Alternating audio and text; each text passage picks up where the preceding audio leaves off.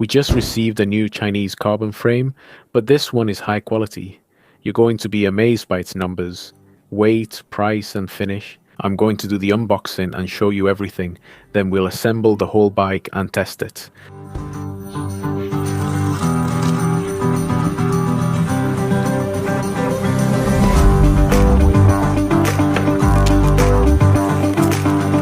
After that finding chest, things from Tina Jones, everything's really well kept.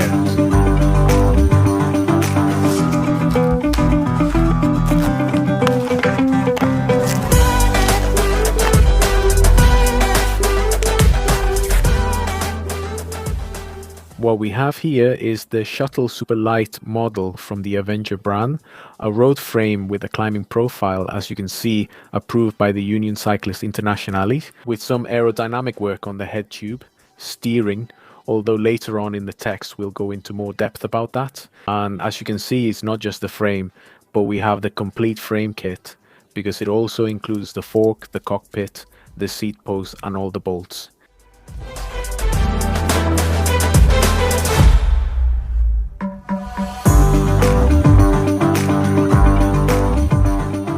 As for the finishes, well, it's always tricky to talk about finishes when we already have the completed frame and we can't see cross sections of it. No, but there's a litmus test that's always interesting to do, which is basically running your finger along the inside through those areas that aren't painted, that aren't exposed, and that are on the inside as far as we can reach, right? The rougher and more porous the frame is, the lower the quality, we could say. And honestly, running my finger through here, all along the seat tube, it's super smooth, really smooth. I mean, it's perfectly on par with Western brands. Here in the bottom bracket area, maybe there's a little more roughness. It's not porous, but honestly, it's very similar too. Like I said, look, even when I stick my finger all the way into the seat stay, even inside the stay, it's all pretty smooth. So in this sense, it's good.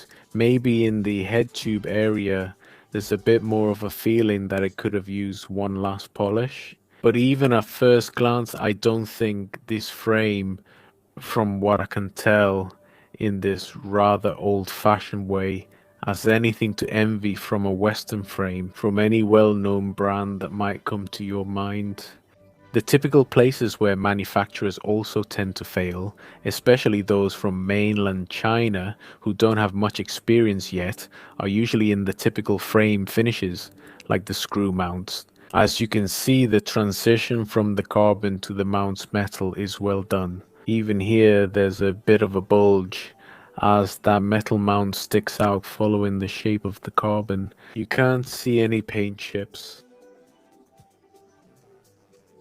Tightening the screws of there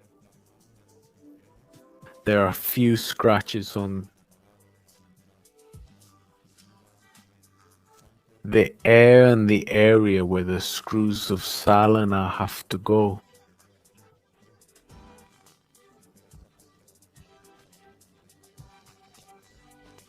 It is.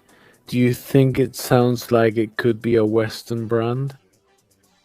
Sometimes there are even pieces of plastic left over from inserting the molds and pressing the carbon inside, then putting it in the oven and everything. Sometimes there's like a plastic burr left from some of the elements they put in. And here everything's in working order. I don't know. Interesting. For now, I'm telling you, this isn't the typical Chinese panel we might consider. Maybe from AliExpress or those platforms that can leave a lot to be desired. But here there's actually a lot of build quality.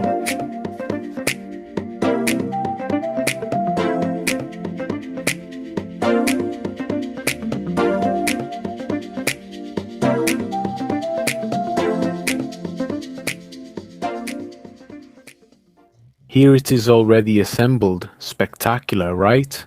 I'll soon share how it handles and its impressive final weight. The Union Cycliste International isn't going to like it because I think it's a bit illegal. But anyway, before anything else, I want to give you a warning, okay? Because with this bike, in terms of geometry, you have to keep in mind that it has a pretty long reach. And since this is a bike that you'll hardly be able to try out, because there aren't any test units here in Spain, I'll warn you what a long reach means. Reach is the difference, the distance between the point where your hips, your butt are anchored and your hands. Okay, and basically, if the bike has a long reach, what you try to do is compensate with a shorter stem, and vice versa. If the reach on the bike is short, you try to use a longer stem so you fit perfectly on the bike.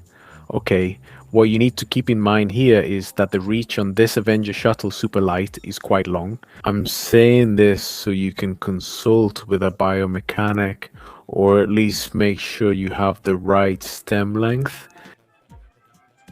But anyway, you can see that the handlebar is quite far from where it would normally be.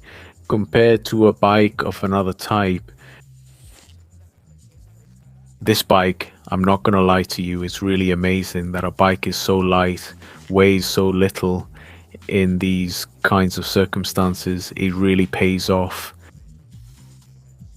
when climbing.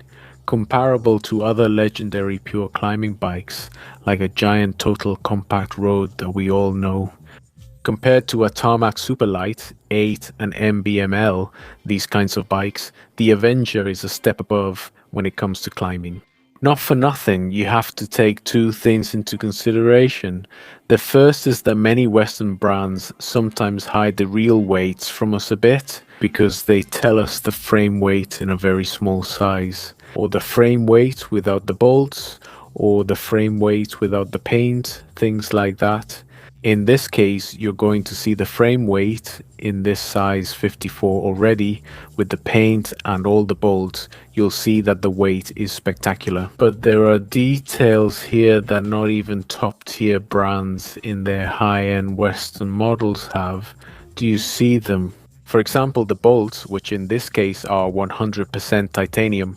All the standard bolts on this Avenger frame kit are 100% titanium. And it doesn't stop there, because the through axles, the axles for both wheels, are also made of titanium. They weigh almost nothing, and I'm telling you, these are quality details that many of you probably clicked on this video thinking, wow, a bike that would be fine and have a very low price.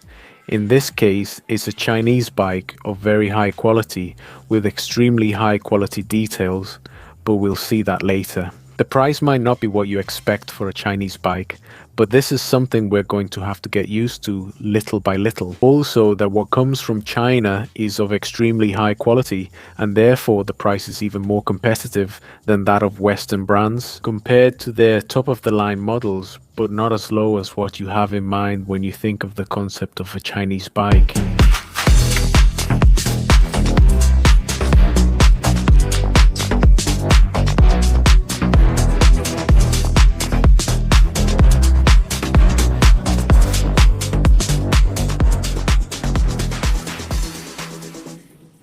Going downhill, the truth is that it's a bike that's easy to handle in curves.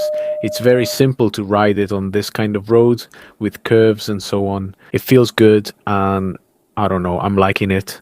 Going downhill, it feels agile. Climbing, it's excellent. Going downhill, very good. Now let's discuss this bike's weakness, which is its aerodynamics on flat terrain. I've tested this bike with two sets of wheels, one with very little, low profile, very much for climbing, and really when I was on flat terrain. I noticed that the bike, wow, I could quickly get it up to 30 kilometers per hour, but then it required about 20 or 30 more watts from me to maintain those 30 kilometers per hour than other similar bikes. When I say similar, I don't mean aero bikes, but bikes that can currently be considered climbers or all-rounders. For example, I've spent a lot of time with a BMC Team Machine Super Light Racing, and I think its aerodynamics are outstanding. It climbs, but you can't compare it face to face with a gyre beak. It's practically an aero. With this bike, as I said, it needed 2 or 3 more watts to keep 30 kilometers per hour. For example, on that BMC that I tested, for instance, on that BMC to be able to go at the same speed as with other bikes.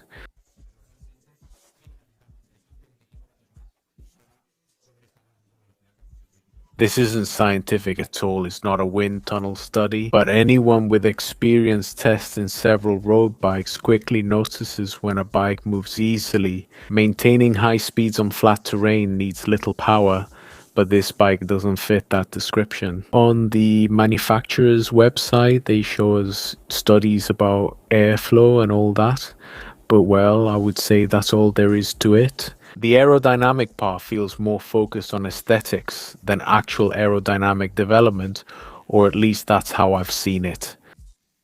Let's say that currently we can divide road bikes into three categories: pure aero, all-rounder, and finally a third one, which would be pure climber. Years ago, brands divided their catalogs between pure aero models and pure climber models, and now more and more brands are creating the ones they keep maintaining. Two platforms are being created: the pure aero and the all-rounder, leaving the climber category more and more empty. In fact, I remember that Giant is probably, with the total compact road, one of the few that still remain as a pure climber. A bike designed solely and exclusively to do one thing and do it very well, which is to climb. Well, I would place this Avenger Shuttle SL in that type of bike, which you can obviously use on all kinds of terrain. But where are you really going to notice the advantage of having it compared to your teammates is going to be solely and exclusively on the climbs and descents.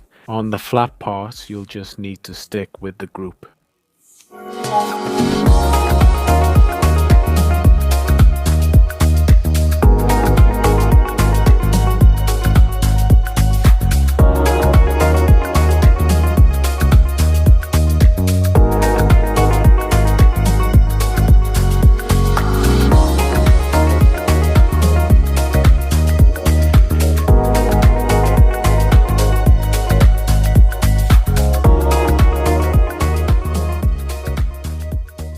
Now let's talk about something very important, which is the price.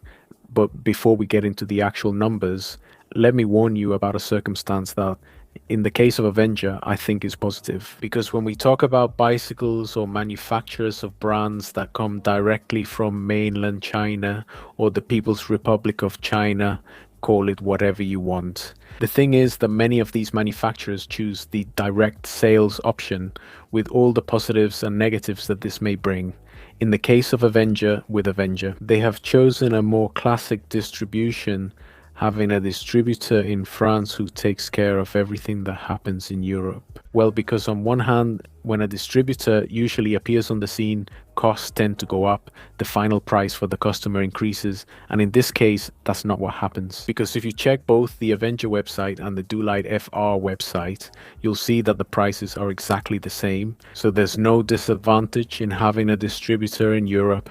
And on the other hand, you get the theoretical advantages of having a distributor closer to us. Obviously, this is something I can't test because I haven't had any problems, no after sales issues with the product or anything like that. But on paper, based on what we know from other Western brands that use this system, we'll have a real enforceable warranty and simpler logistics since the distributor is much closer to us. Technical and after sales support, and above all, compliance with European regulations. These are some features that, when there's direct sales from mainland China, well, they become ambiguous. They aren't specified or don't confirm they're within the European framework. If a problem arises, even a well-intentioned brand may face issues. But the processes are very long because in the end, Ecuador has to travel to the other side of the world and come back to us. Anyway, I don't know how other brands do it, or maybe I do. But in this case, in the case we're dealing with today with Avenger, let's say all of this is much better handled by having a distributor here in Europe. Now let's get to the numbers. The frame kit, which includes all items from the previous unboxing, even the carbon cockpit, costs €1,799. While the complete bike in its highest range with a SRAM Red AXS setup, the current one, with a theoretical stock weight of 6.2 kilos, is €6,789. the top of the range. There are three different models. Let's say the most accessible one would be the one equipped with Shimano Ultegra D2 with a stock weight of 6.5 kilos and a price of 4,200 euros. That said, everyone can decide for themselves. So is it time for your favorite part? The pros and cons of this bike? Let's start with the advantages that I found. The quality of the finishes, the super competitive weight, and the super competitive price. In my opinion, the possible customization in terms of measurements, for example with the frame kit, and also customization when it comes to components. When we're talking about a complete bike, there's quite a bit of possibility to adapt the bike to the end customer. I think the handling is good, both going uphill and downhill. The bike is predictable and easy to ride. I didn't mention it before, but it has very good structural rigidity and very good lateral rigidity. I say this because usually ultra lightweight frames of this type, at least until now, Chinese and so on, have also meant very little rigidity, with rear triangles or areas around the bottom bracket that are really flimsy. No, that's not true. The bike is very stiff where it should be, which adds to its climbing responsiveness. I want to highlight this as a positive point I may not have mentioned earlier, and the fact of having a European distributor, which I think is key for a brand that's far from us and is just starting out. In our market, the downside is we'll have limited paint options, just 2 or 3 models and colors. As I said before, a weak point in terms of riding performance is clearly on flat terrain compared to other models that we could call versatile. I've listed the aesthetics or branding as a negative point, although it's true that this is very subjective for me personally. The aesthetics, the lines of the frame, I personally like them. It is true that the branding, like the color of the chosen logos, the brand name, even the model name, well, it doesn't do much for me, but since this is subjective, I'll leave it to you. And on the other hand, we also have to consider that hypothetically, if we've bought it when we want to sell it on the second-hand market in the future, it's probably going to be harder to sell compared to more well-known brands, or at the very least, its value appreciation will be worse in the second-hand market. The million-dollar question then is, can this Avenger Shuttle Superlight be compared to an S-Works Tarmac Superlight 8? I use the E8, called TARMAC, as my reference, because in some way within the industry it's there as a benchmark for what a versatile road racing bike is. Whether we like it or not, it's now the standard all brands follow, which is why I use it as a reference. In my opinion, after trying both models and the Superlight 7, I would say this, that clearly anyone who is focused on performance, I'm not just talking about professionals anymore, but also semi-professionals, amateurs, people who are going to be out on the road every weekend, risking their necks in a peloton, competing against others. I really think that kind of person is going to look for marginal gains to have the maximum watts available. That kind of person is going to find some limitations with the Avenger Shuttle Super Light at certain points in the ride, like for example on the flat sections. Now, if you're someone who is looking for a more recreational approach within the sports field, who is someone that goes out on the bike on weekends or 2 or 3 times a week and is simply looking for a functional bike that gets the job done? Or are you one of those performance-focused people seeking a specific machine to excel in time trials or climbs? In that terrain where this bike really stands out, I think that's where the balance becomes much more even. Towards the Avenger Shuttle Superlight, this would be in terms of overall handling and overall performance of the bike. Now, if we make a chart and compare raw data from both models, you can see it here in the graph. Honestly, I have absolutely no doubt that the Tarmac Superlight 8 and even the Superlight 7.2 models that I was able to test privately at the time are better bikes than the Avenger Shuttle Superlight. Overall, for me, they are bikes that are top notch.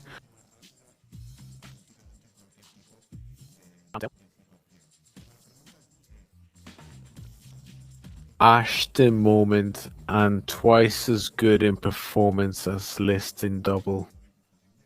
Because if we're going to compare the top builds that each brand offers, literally the top of the line is half the price and the S Works one. But that's not all, because if we compare the frame kit from each brand and the retail price of each of those frame kits, taking into consideration that Avenger also includes the cockpit, which wouldn't be included with Specialized, we're talking about the fact that the price of the Specialized frame kit is 3 times higher than Avenger's. So could we really ask ourselves, is it really? Is this bike half as good or even 3 times worse than an S-Works? Or in other words, is the S-Works twice or 3 times better in performance than this bike? And that's where I tell you absolutely not. In other words, the difference in price doesn't justify the gap in performance between one product and the other. This is at least my opinion. Not everything that comes from China has this level of quality, and not all Western brands demand such a high price for their bikes. Now, it wouldn't be fair to just stick to the data either, because at the end of the day, bikes aren't just about data. And it's not just about how it handles, there's something that goes much further than that. Why? Well, because when someone is buying an S-Works, they're buying status, distinction, they're paying for that. An intangible that Avenger, at least for now, we'll see in the future, but for now, can offer to the customer who's looking for those kinds of conditions that, as I said, are intangible. You can't touch them. How much is that intangible worth? It's really hard to calculate. We should probably ask those who are willing to pay that price for the extra, right? But to try to make it clearer and maybe draw a comparison with the world of cars. To convey the idea I'm explaining to you, I could give you an example. A Volkswagen Touareg and a Lamborghini Urus share a platform. In fact, they belong to the same business group, the Volkswagen Group, and use the same basic structure. Of course, the Lamborghini Urus is a better car. It has better suspension, electronics, better finishes, and so on. But if we look at the prices, the Volkswagen Touareg can be bought from 78,000 euros and the Urus approximately from 250,000. Does that mean the price of the Urus is 3.21 times higher than that of the Touareg? Is the Lamborghini Urus 3.21 times a better car than the Touareg? Probably not, but having the Lamborghini Bull logo adds extra weight to the final price. Because for the person driving it, it gives a status and a distinction that you can't get with a Volkswagen.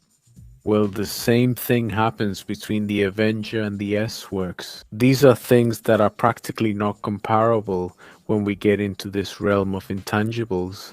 Well, I hope I've made the most comprehensive comparison possible. I'm sure you had also asked me through private messages. You have the technical details, feelings and handling, prices, weights, and even the intangible aspects evaluated. Now it's up to each of you as customers or potential customers of these bikes to evaluate them. What do you value the most when it comes to choosing one or the other? Whatever it is, let me know in the comments and also tell me from 1 to 10. What score would you give this frame kit? And don't forget to like the video and share it with all your cyclist friends so you can help me grow the project by adding more subscribers to the channel. So be very happy and I'll see you soon. Bye bye.